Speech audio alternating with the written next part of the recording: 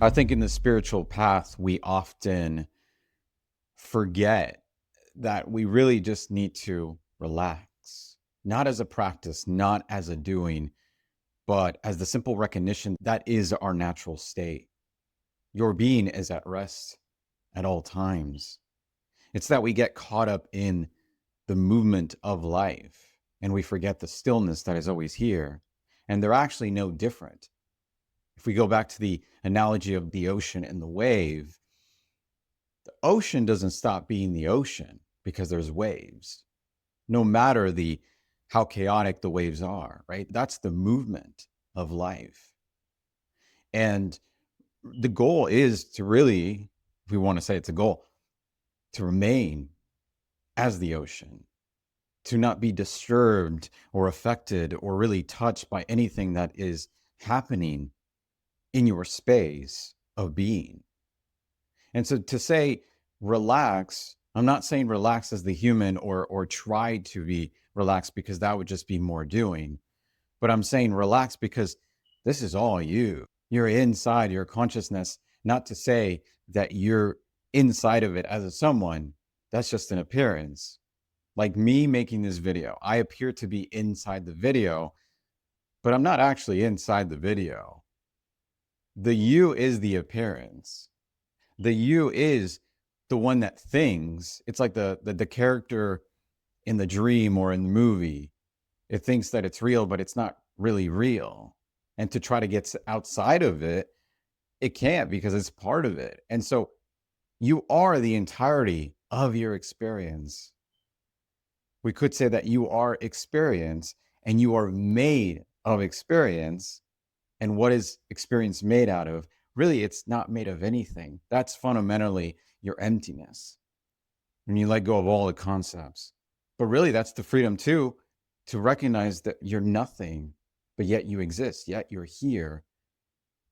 And now you can fully allow and rest in your being so that everything unfolds and you don't need to control it. You don't need to push it back, resist it, because it's that very resistance which is stopping the flow of life. And I've learned this the hard way. The more I try to control, the more I want, it puts me away from what's already here, which is rest, which is relaxation. That is our natural state. So when we're not able to rest in our being, we see separation. There is a belief, a strong belief, because I appear as the body and mind, like me in this video, that I am separate from what appears. But that's a belief, ingrained belief, tied in into how the mind fragments reality, right? It sees duality. So it's subject-object relationship. And it's always looking outward. And so it takes this undivided field, which is you, and puts it into categories, into labels. It's analyzing. If you're able to watch this, then you're seeing the glitch in the matrix. You're seeing how everything is simply appearing in you and there is no outside or inside. Although we could say that you're inside your consciousness, you're walking inside of your own consciousness, right? A practical tool that you can use is when you go inside a room, you're not going inside a room. The room is appearing in you. The room is coming into you, into your consciousness. And this can be very, very freeing to know that everything you want, and this is where the pull comes, right? Your desires is already inside of you, just trying to remind you of who you are. And that's the play of life, the duality, the awakening to your true self, which is this right here.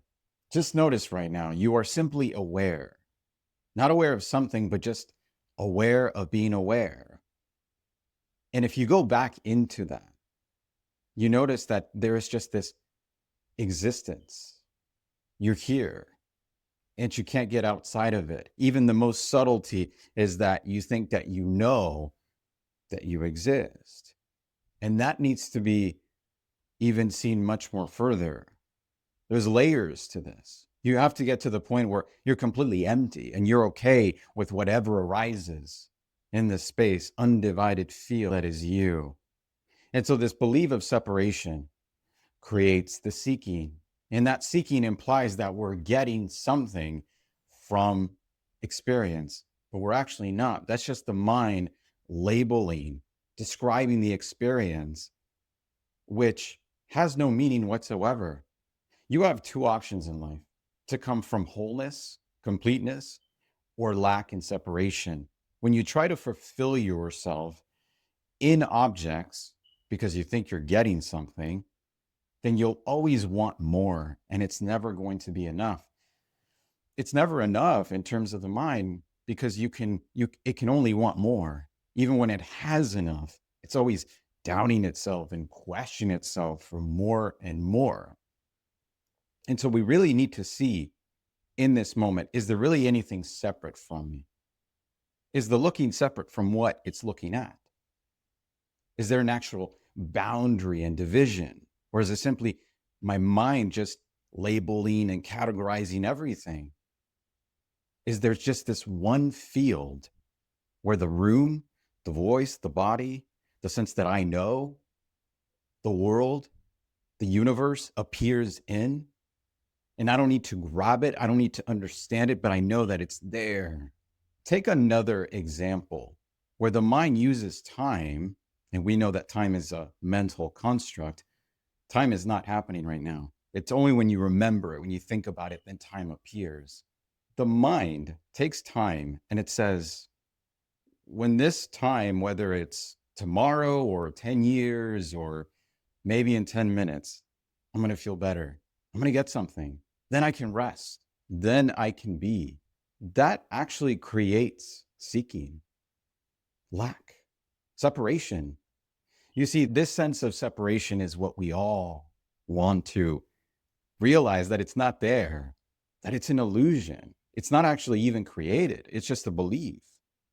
It's just the assumption that what I'm looking at is separate from me, but that's only because you are identifying with the body and mind.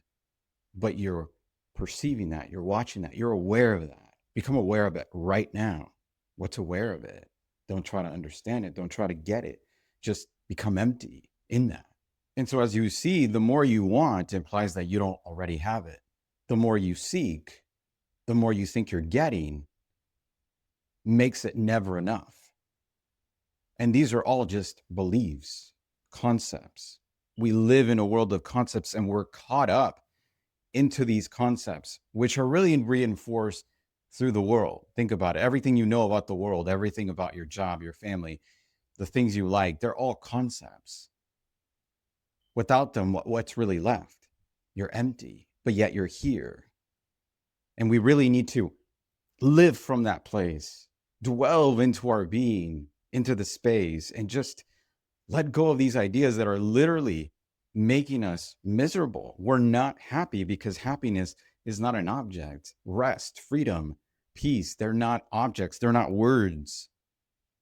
They are wordless. They are this when we don't look for them, when we don't want them. The Buddha always said that the root of all suffering was attachment, the sense of separation, right? Subject, object. I'm here and that is over there. I want something, I need something, or I don't want this. But that's all conceptual. This is what we have to see. This is the glitch in the matrix, and we have to see it over and over again. And so how do we recognize this? How do we see this glitch? Well, we see where the identification is happening in. Awareness doesn't identify with anything. It's simply aware. It's aware of this moment right now, if you're able to notice it. It's empty. It doesn't understand. It's not personal. It's completely impersonal, but that's the freedom in it. And it identifies with the body and mind, with the thoughts, with the feelings, with the external influences, right? The sense of being an individual person that has to achieve and needs to become. And from that comes the illusion of separation, subject, object. But here's the misunderstanding. The subject was never an object. That's only with the identification of the body. But if you understand that you're observing the body and the person, which are really just thoughts and feelings, then you notice that the subject is awareness itself. When it's completely devoid of any content, of any material, of any knowledge, literally, it's still there. It's still alive. It's still aware. And it's completely free and complete. Then there is movement in life, right? The sense of wanting, which is part of the play. It's the wave simply just moving as an expression, but the mind grabs it and it says, oh, because I did that, that means that. No, it doesn't. That's just life moving itself, expressing itself. Just because I make this video doesn't mean that I'm trying to wake people up, or because I'm trying to better myself, or because I need to express myself. The mind wants to put meaning and wants to justify these movements. It's just commentary. It's just descriptions. That voice in your head is always narrating, trying to be meaningful. It's trying to become someone important. Why? Because it wants to exist, or maybe it thinks that it needs to protect itself somehow. It's fear of non-existence, but yet it's never existed. It's just a voice. It's not harmful. It's just needs to be seen, needs to be recognized. You're not the voice in your head. You're not the thoughts. You're not the feelings. You're not the body. You've never appeared in life. You're what's looking. You're the subject that is empty. And all objects appear in you. So right now, breathe, relax, see, be aware. This is how you awaken. By allowing, by relaxing, by not controlling. This is all you. Just be aware. Just be empty. Be free of being a someone, of being an individual that never existed. It only appears to do so.